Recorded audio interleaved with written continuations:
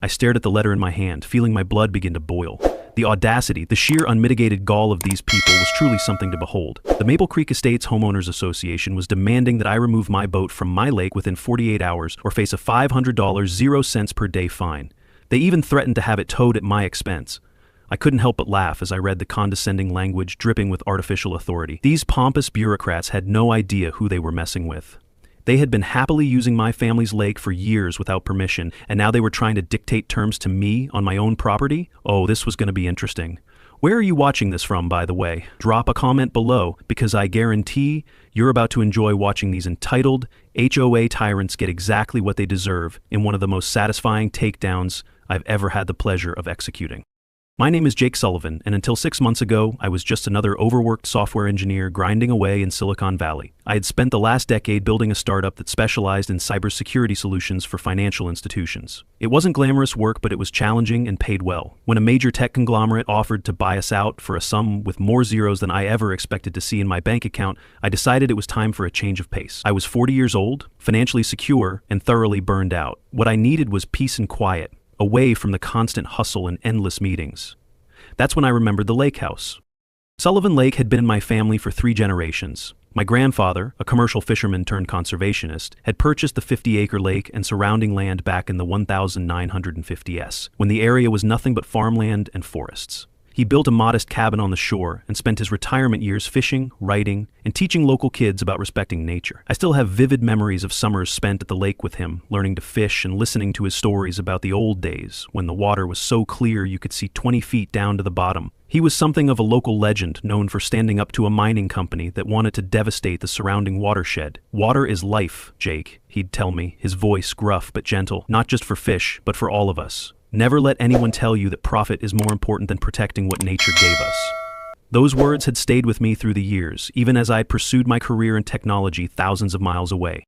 My father maintained the property but rarely used it, as his work kept him traveling. He was more of a city person anyway, never quite connecting with the lake the way my grandfather and I did. When both of them passed away within 2 years of each other, my grandfather at 92 and my father unexpectedly from a heart attack at 67, the lake and the cabin became mine. I hadn't visited in almost 5 years, busy with building my company, dealing with investors, and navigating the cutthroat tech industry, but now it seemed like the perfect refuge. I had the cabin renovated, maintaining its rustic charm while adding modern amenities like reliable internet and updated plumbing, and moved in just as winter was giving way to spring. The peace I found there was exactly what I needed. Mornings spent with coffee on the dock, afternoons working on small projects around the property, and evenings watching the sunset from my small fishing boat in the middle of the lake. The stress of meetings and deadlines gradually melted away, replaced by the rhythms of nature and the simple pleasures of lake living. It was perfect, or at least it was, until the HOA decided to flex their muscles. That morning had started like any other. I woke with the sun, made a pot of strong coffee, and took my mug down to the dock where my 16-foot aluminum fishing boat was tied up. It wasn't anything fancy, just a simple, practical vessel perfect for one person to navigate the lake and do some casual fishing. It had belonged to my grandfather, and though it was a bit weathered, I'd kept it in good working condition. There was something deeply satisfying about using the same boat he had used for decades, trailing my fingers in the same water, watching the same shores. I noticed the piece of paper immediately, an obnoxious neon orange color, attached to the side of my boat with what appeared to be waterproof tape. "Violation notice," it screamed in bold black letters. I pulled it off, scanning the ridiculous content about unauthorized watercraft and aesthetic standards violations. According to this notice, my boat was inconsistent with community visual guidelines and needed to be removed from community waters. The notice also mentioned that all boats must be registered with the HOA and display appropriate community stickers. I laughed, thinking it was some kind of prank, until I walked back to the cabin and found the official letter in my mailbox, complete with HOA letterhead and the signature of one Richard Wilkins, HOA president. I was still staring at the letter when my phone rang. It was Ray Delgado, my closest neighbor and one of the few people I'd gotten to know since moving in. Ray was in his mid-70s, had known my grandfather well, and lived about a quarter mile down the shore in a house he'd built with his own hands 50 years ago. He was a retired carpenter with calloused hands and a permanent tan from decades of outdoor work. Despite our age difference, we'd hit it off immediately when I arrived, bonding over our shared love of fishing and dislike of unnecessary rules. "Morning, Jake. I see the welcoming committee finally found you," he said with a dry chuckle when I answered. I told him about the notice and letter, and he sighed heavily. Those HOA vultures have been getting more aggressive every year. They started building that fancy development on the north side about 10 years ago, and ever since then they've been acting like they own everything within 5 miles. Your grandfather would have run them off with a shotgun full of rock salt. The image made me smile. Grandpa Sullivan had indeed been known for his direct approach to trespassers. I asked Ray if he'd had trouble with them too. Oh, they tried with me once about my boat shed being unsightly. I told Richard Wilkins where he could stick his violation notice. Haven't bothered me since, but they're probably just waiting for me to die so they can harass whoever buys my place. You should know they've been using your lake for their fancy fishing tournaments for years now. They even have a private club called the Elite Anglers or some pretentious nonsense. Bunch of weekend warriors in expensive gear who couldn't catch a cold if you ask me. Your grandfather would roll over in his grave if he knew they were treating his lake like their personal country club. That information startled me. I hadn't thought to check if anyone was using the lake while the property was vacant, naively assuming that respect for private property still meant something. After hanging up with Ray, I did some digging online and found exactly what he was talking about. The Maple Creek Estates HOA website prominently featured photos of their annual lakeside fishing derby, with smiling men in expensive fishing gear proudly displaying their catches on my lake. Their Elite Anglers Club even had its own page, boasting about their exclusive access to prime fishing waters and upcoming events. There were dozens of photos showing large gatherings on the eastern shore of the lake, which was definitely my property, complete with tents, barbecues, and even a temporary dock they must have installed for the events. The most recent post announced their biggest tournament of the year, scheduled for the following weekend, with a $5,000 0-cents prize and a catered lakeside barbecue. They were literally planning a massive event on my property without so much as asking permission. The audacity was breathtaking. I scrolled through years of photos and announcements, growing more incredulous with each one. They had been doing this for at least 5 years, apparently taking advantage of the fact that no one was living at the cabin full-time to gradually assert control over the lake. One post even referred to Sullivan Lake as our community's crown jewel, as if they had any right to claim it. I needed advice from someone who understood the legal implications, so I called my friend Emma Porter. Emma and I had met during college and stayed in touch over the years. She was now an environmental lawyer specializing in water rights and land use issues, exactly the expertise I needed. She had been one of the few people who understood why I'd walked away from my successful tech career to live by a lake. Let me get this straight, she said after I explained the situation. You own the lake, like actually own the deed to the lake bed and water rights, and they're telling you that you can't have your boat on it? I confirmed that was exactly the case, and she burst out laughing. Oh, this is too good. And they've been using it for events without permission? Jake, they don't have a legal leg to stand on. This is trespassing, plain and simple. I asked her what I should do. Don't respond to their notice yet, she advised. Let's gather some evidence first. If they've been doing this for years, we want to document everything before they have a chance to cover their tracks. I'll drive up this weekend and we can go through your deeds and property records to confirm everything's in order. In the meantime, maybe set up some security cameras around the lake. Something tells me this is going to get interesting. Oh, and Jake? Don't let them take your boat. If they try to remove it, that's theft, pure and simple. Make sure you document everything. I followed Emma's advice and installed wireless security cameras at strategic points around the lake, particularly focusing on the areas where the HOA seemed to hold their events, based on the photos I'd seen online. The cameras were discreet but high resolution, with night vision capabilities and motion detection that would alert me on my phone whenever someone approached the lake. I also dug through my father's filing cabinet and found all the original deeds and property documents, confirming what I already knew. Sullivan Lake was completely, unambiguously mine, including the water rights and all land 15 feet beyond the high water mark around the entire perimeter. There was even a survey map from 2010 commissioned by my father that clearly marked the property boundaries. I was still reviewing these documents when I received an email invitation to the upcoming HOA meeting. It wasn't addressed specifically to me, it seemed to be a mass email sent to everyone in the area. Curious about what these people were like, I decided to attend as an observer. It would be my first chance to see Richard Wilkins and the HOA board in action, and I wasn't going to miss it. The meeting was held in the Maple Creek Estates Community Center, an ostentatious building with columns and a fountain out front that looked like it was trying desperately to be impressive. I slipped in quietly and took a seat in the back row. About 30 people were present, most of them looking like they'd rather be anywhere else. Richard Wilkins was exactly what I expected, a man in his mid-50s with perfectly coiffed silver hair, wearing a blue blazer with gold buttons and a country club smile that never reached his eyes. He ran the meeting with the self-importance of a small-town dictator, droning on about lawn height regulations and approved mailbox designs. When he finally got to the topic of lake regulations, I sat up straighter. We've had reports of an unauthorized boat being stored on community waters, he announced, a note of annoyance in his voice. I want to remind everyone that all watercraft must be registered with the HOA and must comply with our aesthetic guidelines. The lake is one of our community's most valuable assets, and we must maintain its pristine appearance. I couldn't help myself. I raised my hand. Richard Wilkins looked surprised, clearly not accustomed to audience participation during his monologues, but nodded in my direction. Yes, the gentleman in the back? I stood up, keeping my tone casual and curious. I was wondering if you could clarify something about the lake. When you say community waters, what exactly do you mean? Who owns the lake? A ripple of murmurs went through the crowd, and I noticed a few residents turning to look at me with interest. Richard's smile tightened just a fraction.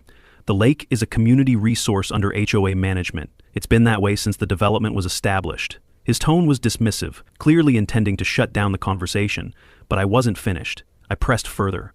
So, the HOA has a deed to the lake? Or is it owned by the county and managed by the HOA through some kind of agreement?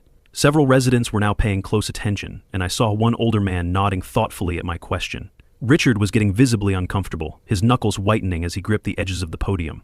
There are historical arrangements in place. The specific details aren't relevant to this meeting, but I assure you the HOA has full authority to regulate all activities on the lake. His tone had turned sharp, but I kept my expression innocently curious. That's interesting. I'd love to see those documents sometime. Just out of curiosity. Richard quickly moved on to the next agenda item, but not before I noticed him exchanging a concerned glance with a woman I would later learn was Karen Mitchell, the HOA vice president. For the remainder of the meeting, I felt their eyes on me periodically, no doubt wondering who I was and why I was asking questions about the lake. After the meeting, as people were gathering their things and heading out, I was approached by a man who introduced himself as Gerald Thompson, president of the Elite Anglers Club. He was in his 60s, with the weathered face of someone who spent a lot of time outdoors and the confident handshake of someone used to getting his way. He wore an expensive fishing vest over a polo shirt and a hat emblazoned with the club's logo. "Haven't seen you around before, you must be new to the neighborhood," he said, sizing me up with a practiced smile. I explained that I had recently moved into my family's property on the lake. His eyebrows shot up. "The old Sullivan place? That's been empty for years. We thought it might be abandoned." There was something calculating in his expression that made me wary. I assured him it most certainly wasn't abandoned and was still very much Sullivan property. "I'm Jake Sullivan, by the way. My grandfather built that cabin." Recognition flickered in his eyes. "Sullivan, of course. I met your grandfather once, years ago. Quite a character." The way he said character made it clear it wasn't a compliment. He seemed to choose his next words carefully. "Well, welcome to the area. You should know we have a wonderful fishing club. Very exclusive, but I might be able to get you in. We have access to the best spots on the lake." The irony of him offering me access to my own lake was almost too much to bear, but I maintained my poker face. "That sounds interesting. When's your next event?" He beamed with pride. "Our annual championship is next Saturday. Biggest event of the year, right on the East Shore. You should come by and see what we're all about." I thanked him for the invitation, already planning how I would use this upcoming tournament to gather more evidence of their trespassing. I thanked him for the invitation and was about to leave when I overheard Richard Wilkins speaking in hushed tones to Gerald and Karen Mitchell near the refreshment table. I busied myself with a cup of mediocre coffee, straining to hear their conversation.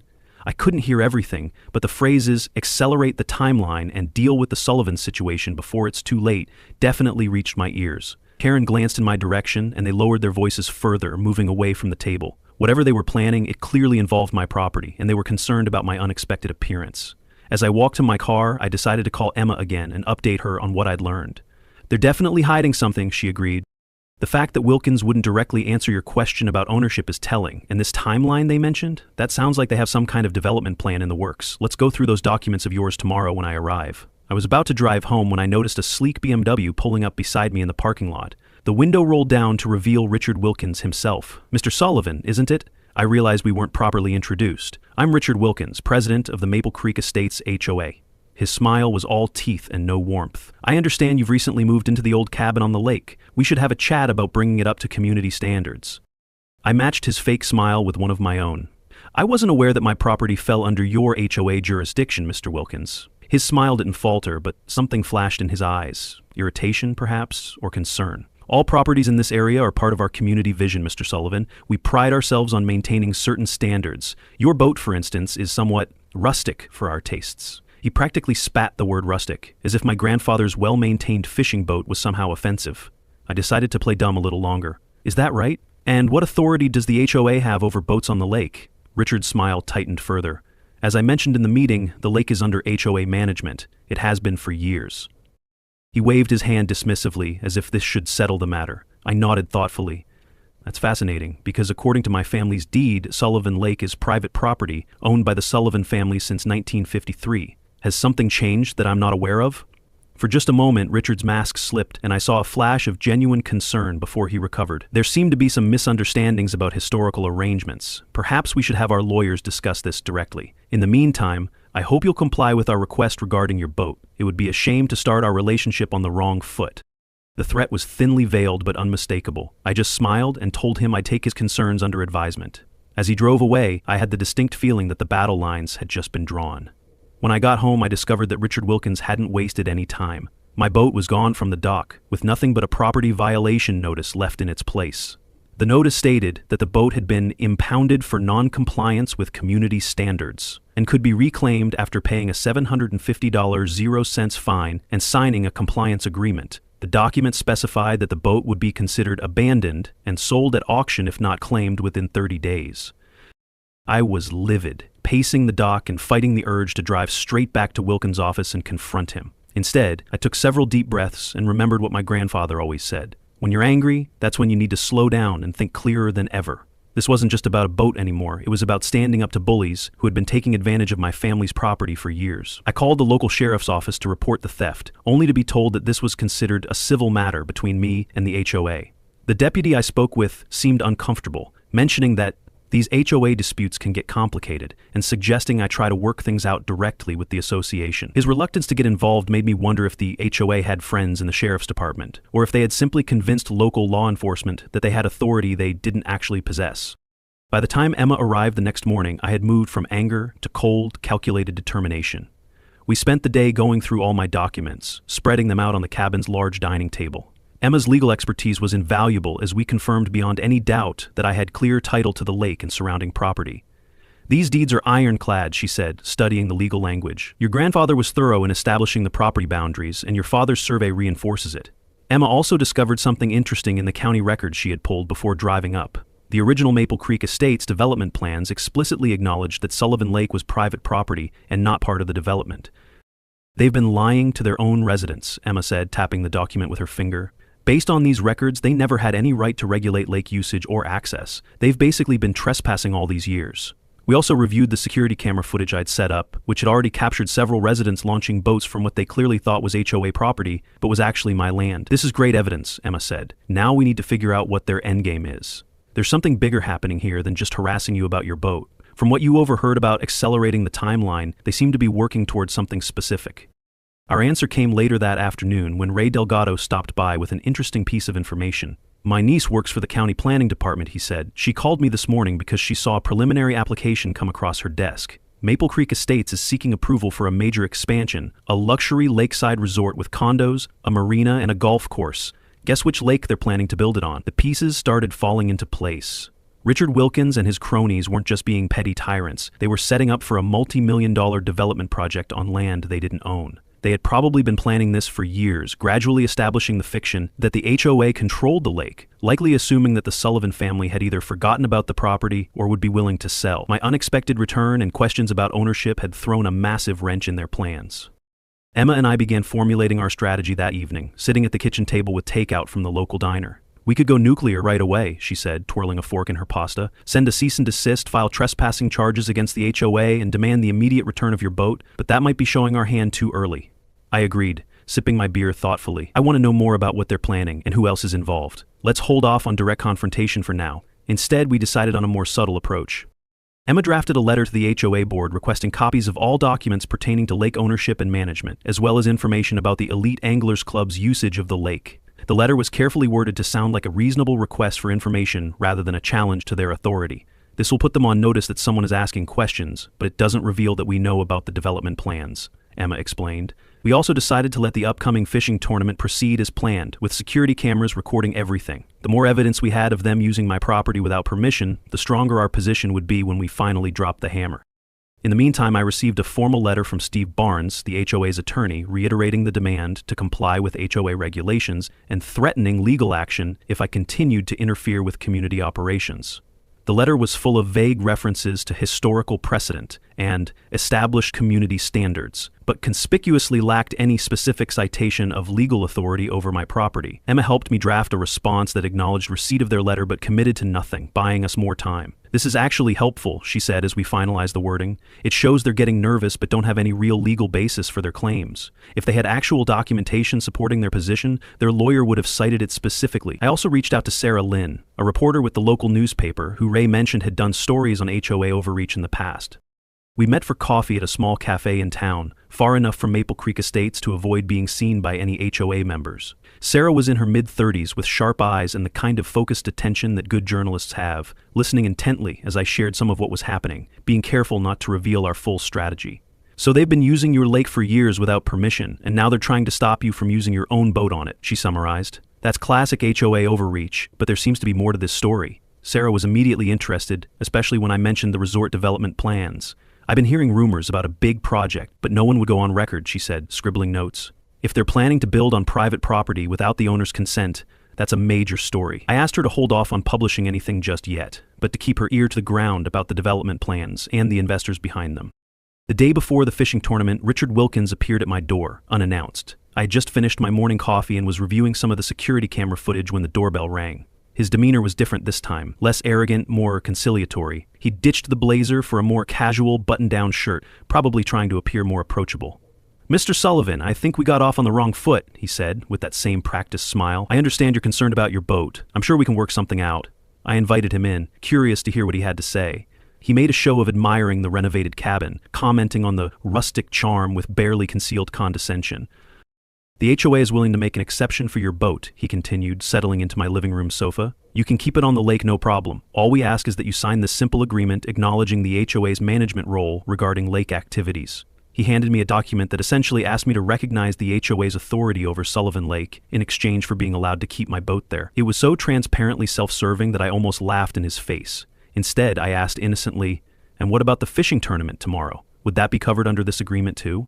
Richard's eyes narrowed slightly. "You know about that?" I shrugged casually. "Gerald Thompson invited me to come watch. Sounds like a big event." Richard nodded slowly. "Yes, it's a community tradition, been happening for years." There was a wariness in his expression now, as if he was recalculating the situation. I looked at the agreement again, pretending to consider it. "And this resort development I've been hearing about, the one that's supposed to be built on the lake shore, would this agreement cover that too?" Richard couldn't quite hide his surprise. "I'm not sure what you've heard, but any development plans would go through proper channels. This agreement is just about basic lake usage guidelines." He waved his hand dismissively, trying to downplay the significance, but his body language had become tense.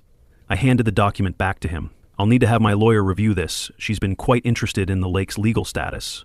Richard's friendly facade slipped for just a moment. "Mr. Sullivan, I'm trying to be reasonable here. It would be in everyone's best interest if we could resolve this amicably. There are economic opportunities that could benefit you as well, if you're willing to be cooperative." There it was, the implied bribe. I kept my expression neutral. "I'll think about it, Mr. Wilkins. In the meantime, I'd appreciate the return of my boat." He stood up, clearly displeased with how the conversation had gone. "I'll see what I can do, but understand that cooperation goes both ways. The HOA has been managing this lake for many years, and we have substantial community support. It would be unfortunate if this turned into a prolonged dispute." The threat was thinly veiled. After he left, I called Emma to update her. "He practically admitted they have no legal claim," I told her, "and he hinted at bringing me in on whatever development deal they're planning." Emma wasn't surprised. "Classic move. Try to intimidate first, then offer to cut you in when that doesn't work. The tournament tomorrow is going to be interesting. We finalized our plan for the fishing tournament. Emma would attend as my guest, and we would document everything but not interfere. The real action would come after." The morning of the tournament dawned clear and sunny, perfect fishing weather. From my cabin, I watched as trucks pulling boats began arriving at the eastern shore of the lake. Gerald Thompson was directing operations, setting up tents, tables, and even a temporary bar. A large banner proclaimed 15th Annual Elite Anglers Championship with the Maple Creek Estates logo prominently displayed. There must have been at least 20 vehicles parked on my property already, with more arriving by the minute. Emma arrived mid-morning and we watched the proceedings from my deck with binoculars. "They're not even trying to be discreet," she remarked as more and more people gathered. "I count at least 40 people and 15 boats, all on your property." Around noon, Richard Wilkins arrived with several well-dressed individuals who definitely weren't there for fishing. They were carrying portfolios and gesturing toward different areas of the shoreline. "Those must be the investors," Emma said. "He's showing them the proposed development site."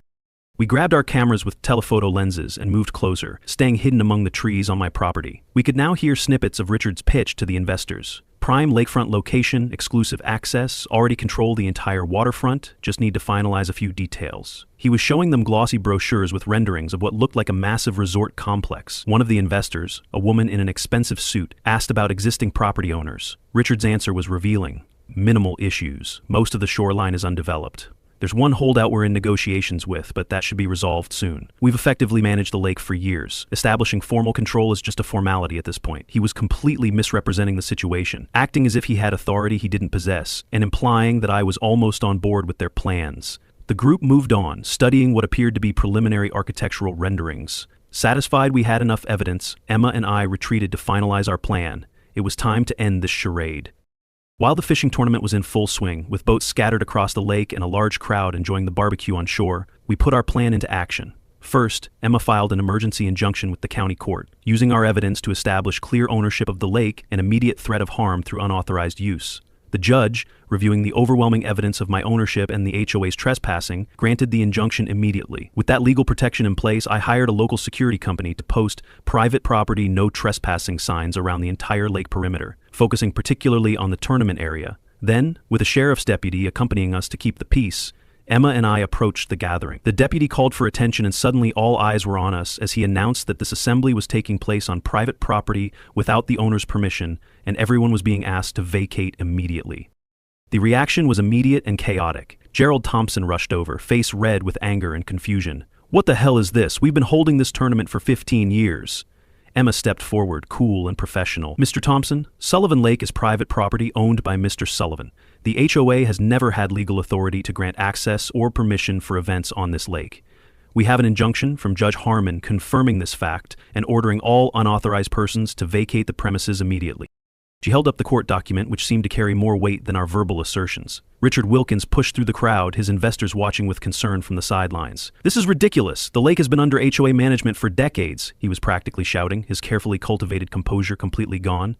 Emma handed him a copy of the injunction and my property deed. "That is demonstrably false, Mr. Wilkins. The county records clearly show the Sullivan family has maintained continuous ownership since 1953. Your HOA has been trespassing all these years. Furthermore, we have evidence that you've been misrepresenting your authority to potential investors, which could constitute fraud."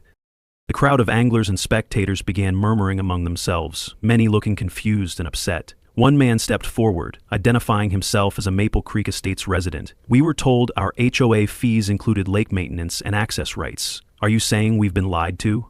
His questions seemed to capture what many were thinking, as several others nodded in agreement. Emma nodded sympathetically. "I'm afraid so. The documents we've reviewed showed the HOA has been misrepresenting its authority over this lake for years." More residents began asking questions, their anger now directed at Richard and the HOA board members present. The investors were already retreating to their cars, clearly wanting no part of this public confrontation. The sheriff's deputy raised his voice above the growing tumult. "Folks, I need everyone to begin packing up their equipment and vacating the property in an orderly fashion. The court order is clear and I'm here to enforce it." Gerald Thompson was still protesting, but people were already beginning to dismantle the tents and load their gear. Richard Wilkins pulled me aside, his face a mask of barely controlled fury. "You have no idea what you've just done, Sullivan. I have connections in this county you couldn't imagine. This isn't over." His attempt at intimidation might have worked on someone else, but after years of high-stakes business negotiations in Silicon Valley, his threat seemed almost laughable. I met his gaze calmly. "Actually, Richard, I think it is, but if you want to continue, you should know I have recordings of you telling your investors that you control my lake and are in negotiations with me. That sounds an awful lot like fraud to me. I wonder what they'll think when they learn the truth." His face paled slightly and he glanced over at the now departing investors who were clearly unhappy with the turn of events. "This was just a misunderstanding," he said, his voice losing some of its confidence. "We can work something out." I shook my head. "The time for working things out was before you stole my boat and tried to steal my lake. Now, I'll need to ask you to leave my property." As the crowd dispersed and the last boats were loaded onto trailers, Sarah Lynn arrived with a photographer. She had been tipped off about the confrontation and was eager for comments. Richard and the other HOA board members refused to speak to her, hurrying to their cars, but several residents were more than happy to express their outrage at learning they had been misled about the lake rights. "We pay over $500 0 cents a month in HOA fees," one woman told Sarah, "and they told us part of that was for lake maintenance and access rights. If they don't actually own the lake, where has that money been going?" It was a good question, and from the murmurs of agreement around her, many residents were wondering the same thing. Sarah approached me for my side of the story, and I gave her a matter-of-fact account of the HOA's actions and my response, showing her the property deeds and the court injunction. "So what happens next?" she asked, her pen poised over her notebook. I looked out over my now empty lake, peaceful again after the chaos. "Next, I get my boat back, and then we'll see what other surprises Mr. Wilkins has been hiding from his residents." The aftermath was swift and far-reaching. Sarah's article ran on the front page of the local paper the next day, detailing the HOA's years of deception and the failed resort development scheme. By evening, it had been picked up by regional news outlets and was spreading on social media. The HOA called an emergency meeting, which I attended along with Emma and many angry residents.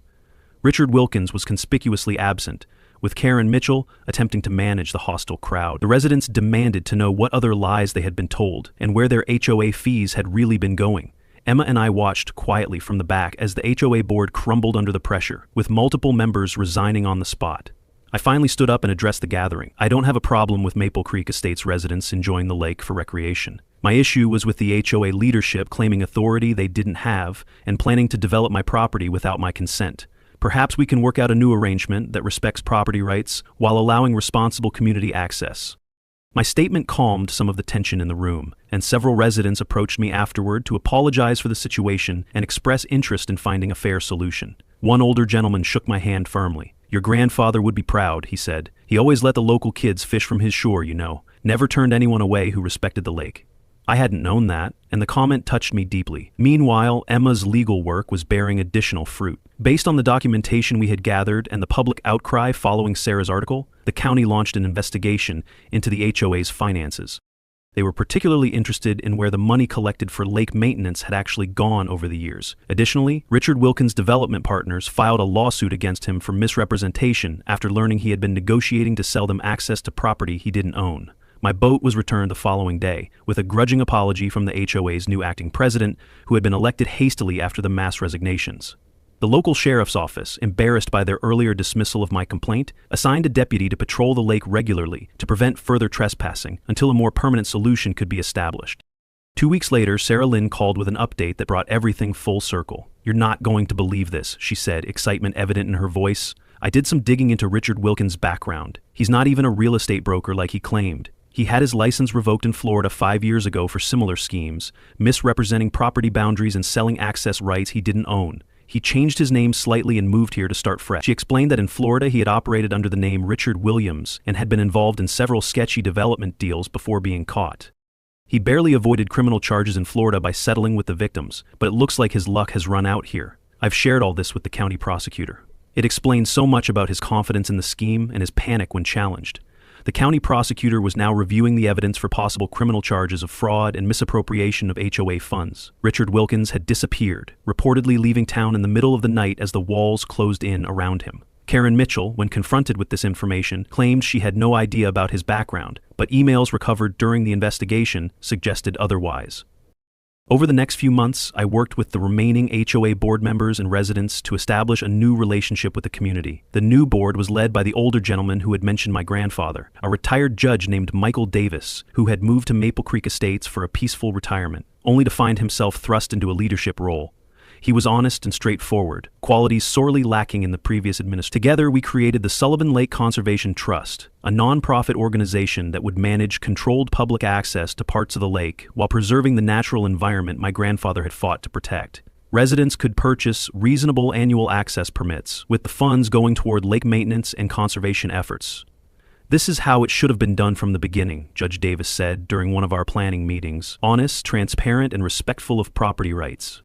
I even allowed a reformed version of the fishing club to continue their tournaments, now with proper permissions and environmental guidelines.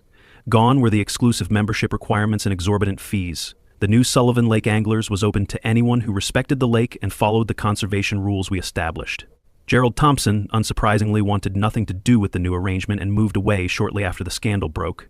The eastern shore, where Richard had planned his resort development, was instead dedicated as a small public park with a modest fishing pier and picnic area, open to all community members. On the day we opened the park, I placed a plaque honoring my grandfather, with his favorite saying, "Water is life, not a commodity to be bought and sold." As for my boat, I finally got around to repainting it and making some repairs, but I kept it deliberately rustic as a reminder of where this all began.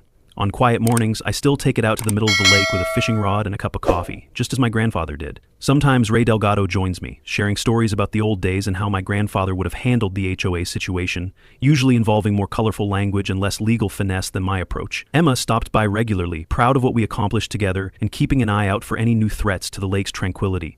She helped establish the legal framework for the Conservation Trust, ensuring it would protect the lake long after I'm gone. The no trespassing signs came down, replaced by Sullivan Lake Conservation Area markers that set out reasonable usage rules while acknowledging the lake's private ownership. Sometimes the sweetest victory isn't just defeating your enemies, but transforming a battle into an opportunity to build something better. As I sit in my boat watching families enjoy the new lakeside park and responsible anglers respectfully fishing the waters, I can't help but think my grandfather would be proud. He always said the lake wasn't just for one person, it was a treasure to be protected for everyone who would appreciate it properly. The HOA tyrants who tried to steal it have been replaced by a community that respects both the natural resource and the rights of those who steward it. Richard Wilkins' grand plan for luxury condos and exclusive access has instead become a model for how private ownership and public benefit can coexist, with the right approach. Last week, I found an old photograph of my grandfather standing on the dock with his fishing boat, the same boat that started this whole ordeal. He's smiling broadly, holding up a large bass with the lake stretching out behind him. I had it framed and hung it in the cabin's living room. Every time I look at it, I'm reminded of his wisdom and determination, qualities I hope I've inherited, at least in part. And every time I take my non-compliant boat out onto my very own lake, I can't help but smile at how it all turned out. Sometimes standing your ground isn't just about protecting what's yours, it's about showing others a better way forward. The lake is healthier now than it has been in years, with clearer water and more abundant wildlife. Proof that proper stewardship works better than unchecked development. As my grandfather would say, take care of the water and the water takes care of everything else. Words to live by, especially when dealing with entitled HOAs who don't know their place.